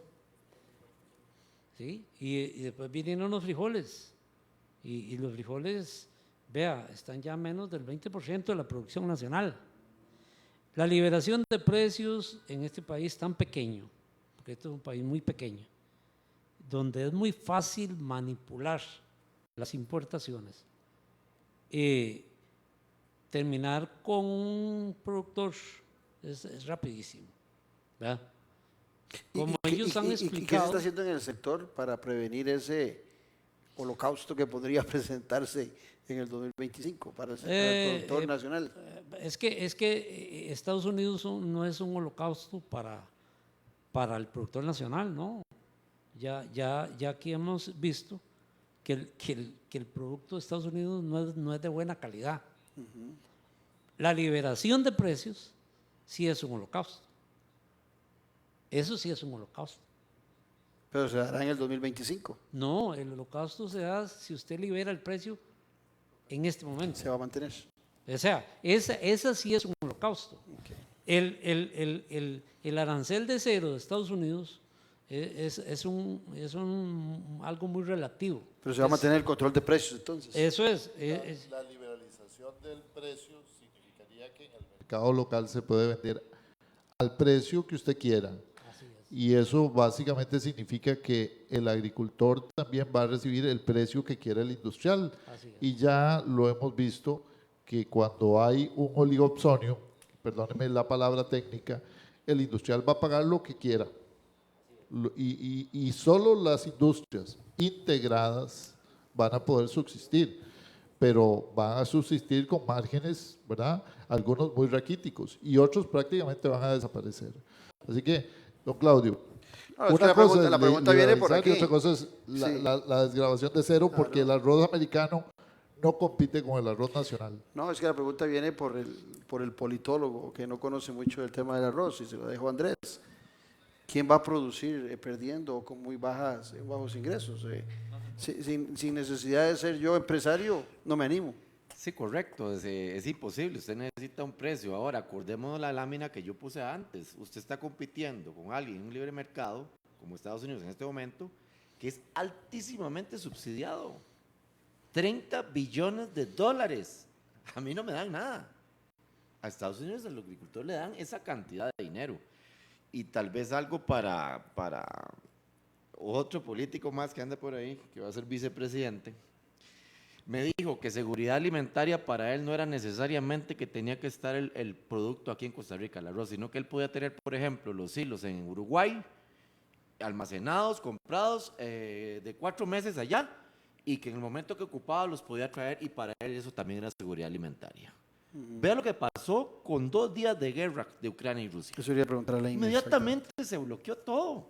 Inmediatamente empezaron a subir todo. ¿Qué pasa usted? Si usted le hace caso a una persona como esta, y pasa esto, y te cierran una frontera, te quedas sin comida.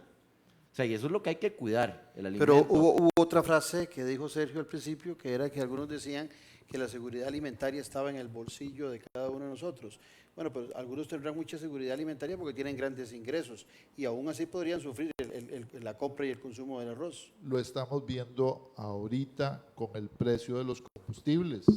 Nosotros podemos llegar a pagar más de 1.000 colones por 1 litro de gasolina.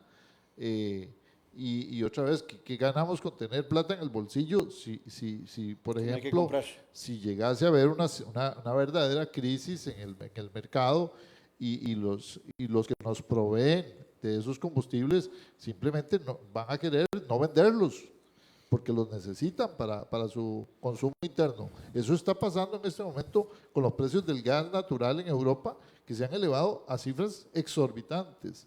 Ahora, no podemos jugar ni con la energía, ni podemos jugar con los alimentos, y menos con, en este caso, el arroz. Y yo diría que el análisis también va hacia los frijoles, porque son 2 alimentos que realmente están en la dieta de todos los costarricenses. Pero me pones a pensar ahí en lo siguiente. Sube el precio de la gasolina y afecta a los que tienen automóvil y seguramente a la industria. Pero al más humilde lo afectará tal vez en el aumento del peaje, de los buses. Pero el aumento del arroz afecta duramente y la Durísimo. carencia, una crisis para un país con faltantes de arroz, no me la imagino yo. Bueno, no hemos tenido, y yo diría que no lo hemos tenido precisamente por la previsión que hubo de este modelo regulatorio, pero los que piensan que liberalizando van a resolver el problema, lo van a resolver cuando hayan precios bajos en el mercado internacional y cuando no hayan crisis. Pero como bien advertían ya los productores, el clima, las crisis políticas, los faltantes de las economías de guerra como las que tenemos hoy en día, no son, o sea, son realidad en el mercado internacional, y por eso esta es una dinámica política. El arroz y los alimentos debemos de cuidarlos para poder realmente asegurarnos la supervivencia de nuestra sociedad en el futuro. Joana, y vos hacías referencia en estos días también al valor nutricional que tiene el arroz en el desarrollo de nosotros los costarricenses. Claro, bueno, además de que tiene un valor nutricional importante en conjunto con los frijoles, que es de lo que estamos también hablando, porque proporciona también a la población de menores ingresos, que son los que más comen arroz y frijoles, una amplia gama de nutrimentos, ¿verdad? Proteína, fibra, zinc, magnesio, y además está fortificado el arroz, y me corrigen los compañeros que por cada saco o por cada peso, 0.5 del peso tiene que estar fortificado con una vitamina. Entonces, efectivamente, es un gran componente nutricional y es parte de la dieta, y va más allá de parte de la dieta, es que realmente se consume a todas horas, en todas las comidas, ¿verdad? Usted hablaba ahora de sustitutos. Un sustituto sería, bueno, cualquier producto que pueda consumirse en las 3 horas, equivalente en un plato tal que me llene y no tenga que pagar mucho más. Nosotros no producimos maíz, no producimos trigo. Entonces, bueno, el arroz sí lo producimos y precisamente por eso nos hemos ido a ese lado, ¿verdad? A nivel del plato, que podríamos comer papa, plátano, por supuesto que sí podemos hacerlo. Tenemos una ventaja a nivel de país, es que aquí se producen muchísimas cosas que en otros lados del mundo no, pero no es parte en este momento de la cultura. Yo quería aclarar un punto, tal vez, y es importante para las personas que nos están viendo cuando hablamos de liberalización. Hay dos formas en las que hoy el arroz está regulado. La primera es en el término de aranceles, ¿verdad?, que es el precio que se paga por importar arroz. Y otra es la regulación que hay en el precio o en el margen al consumidor, ¿verdad? Entonces, hay dos formas en las que se regula el arroz en Costa Rica. Y esto hace que protege un poco todas las partes de la cadena. Protege al productor en la medida que no puede importarse libremente el arroz y la competencia que claramente a veces no podemos dar en términos de precio, y también protege a todas las partes de esa cadena que son parte del negocio también, incluyendo al consumidor. Entonces, al no permitir este modelo de regulación márgenes por encima de los que están establecidos, 20% para el productor, 7% para la industria, 7% para mayorista y 5% para minorista, que están fijados ahí hace muchísimos años, eso ha hecho que ese precio precisamente se mantenga, porque cualquiera que venda por encima de esos precios está fuera de la ley. Está fuera de la ley. Entonces, precisamente por eso es que la regulación ha venido a contener un poco que este precio se haya disparado muchísimo. Si el modelo es perfecto, probablemente no. Si tenemos que mejorarlo, modificarlo, ampliarlo, probablemente sí. Y es parte de tener tantas personas que conocen de esto, que se pueden sentar a hacer ese modelo que tal vez nunca va a ser perfecto, pero que sí queremos tener precisamente por esa seguridad y por esa soberanía alimentaria. Javier, ¿y podemos mejorar esa fórmula? ¿Siempre? Yo diría que sí, porque en Costa Rica tenemos... ¿Qué propondrías? Bueno, tenemos al señor Carlos Robles, que va a ser diputado y a lo mejor ya desde ahora se lleva la tarea para la próxima Asamblea Legislativa. Bueno, nosotros como investigadores tenemos más preguntas que respuestas, ¿no? En eso estamos investigando. Pero en realidad sí creemos que sí se puede lograr esa mejora en productividad a un plazo razonado, pero con una estrategia de competitividad articulada, que trascienda incluso los gobiernos, ¿no? Que sea una cosa nacional, una cosa que siempre vamos a seguir porque es nuestra comida, ¿no? Sugerimos también que se repiense no solo el arroz, como decía Lerner, también los frijoles, podría revisar qué hemos aprendido de esa experiencia. Incluso ahora hasta el maíz se pone uno a preocuparse, ¿no? Por el problema que hay con los concentrados. Por otro lado, yo quería aclarar algo también sobre el precio de los combustibles. Ok, la historia nos muestra que en algún momento una crisis de combustibles se reflejó en alimentos a través del costo de transporte, ¿verdad? Entonces, en realidad es más delicado. Sí creo que hay capacidad en el país para repensar como país, porque si uno lo libera completamente y piensa que otros, como dijo la colega Joana, sean los que nos alimenten a nosotros, es como ceder el control de algo que nosotros tenemos capacidad en el país. Sí creemos que no es posible volver a los años 60, ¿cuánto era? 90, 10, casi 87, ¿verdad? Producción. Esa relación tal vez ya no, pero posiblemente sí una relación más equilibrada que un 30% producción, 70% importación. ¿Verdad? Concluyo con ustedes por este lado porque no puedo dejar de hacer la siguiente pregunta porque si no, quienes nos ven me van a guindar. Siempre hablan de 3 o 4 grandes productores de arroz. No sé si alguno de esos será ustedes, pero siempre se hace referencia a esos 3 o 4 productores. ¿Cuál es el problema de que sean 3 o 4 grandes productores? Bueno, efectivamente en la cadena industrial hay 3 o 4 o 5 industrias muy grandes.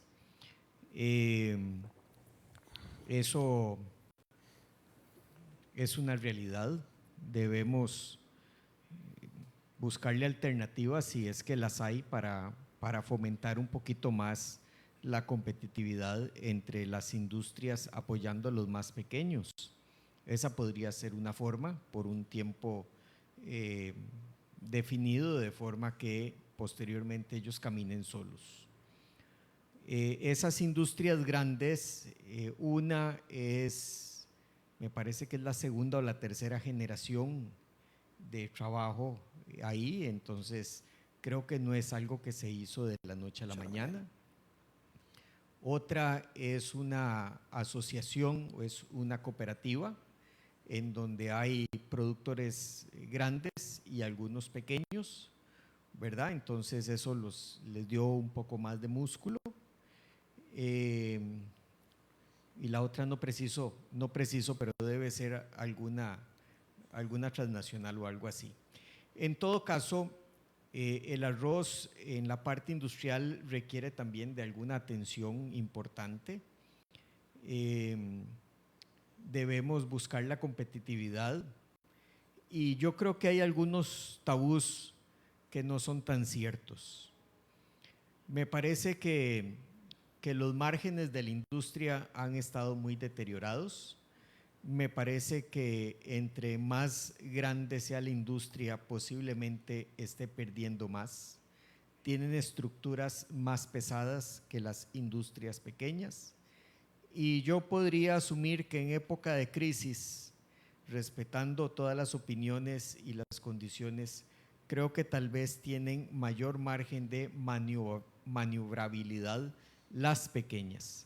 Y estoy seguro que la persona de los señores de la universidad han hecho su investigación en los modelos y creo que podrían coincidir conmigo en algunos aspectos. Agustín, para ir cerrando. Sí, realmente hablar de industrias grandes, eso es muy relativo aquí en Costa Rica, porque todas son pequeñas en relación con el mundo. Empecemos por eso. Y lo otro que no tiene comparación, oiga, es que ustedes no se han fijado en los importadores. Esos sí son grandes. Y sí manejan no solo frijoles, manejan medicinas, manejan azúcar. O sea, es increíble. O sea, si usted compara un modelo económico con el otro, nada que ver. Ahora, yo no voy a defender a los grandes, porque nosotros siempre hemos sido pequeños, pero realmente los grandes son los que le compran a los pequeños aquí en este país, ¿verdad? Así que eso no es un problema. El problema es liberar el precio. Eso sí es un problema. Andrés.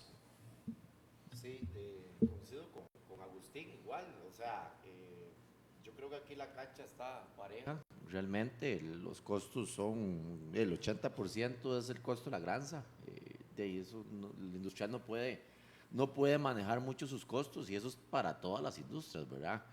Y tal vez para recalcar un poquito, muchas veces yo veo al costarricense o al, no sé, atacando como a los grandes, digamos. A veces oigo que atacan a Taboga y que atacan al Pelón y que atacan al otro. Y yo más bien digo, no se estarán fijando que están produciendo mucho dinero para repartirlo todas las personas que trabajan ahí, toda la parte de la Caja Costarricense de Seguro Social, el INSS, el bienestar que da todas esas empresas. Yo más bien diría, ojalá tuviera 50 industrias grandes. Da la impresión de que y lo otro, da la impresión que es un pecado ser exitoso en Costa Rica. exactamente, como si fuera pecado. Y después atacan a un productor grande que tal vez, qué sé yo, que siembra 3,000 hectáreas aquí. Un día esto nos llegó también diciendo otro ahí, político de nuevo, diciendo que aquí había alguien que sembraba 10,000 hectáreas. Aquí nadie siembra 10,000 hectáreas. Creo que el productor más grande son 3,000 hectáreas. Y escuchen esto. Y el productor común en Brasil, las fincas son de 50,000 hectáreas. Eso es un productor grande. Nosotros somos chiquititillos. Está bien. Entonces, ¿cómo vamos a beneficiar al de 50,000 hectáreas de allá de Brasil o de Uruguay o al de aquí? ¿Verdad?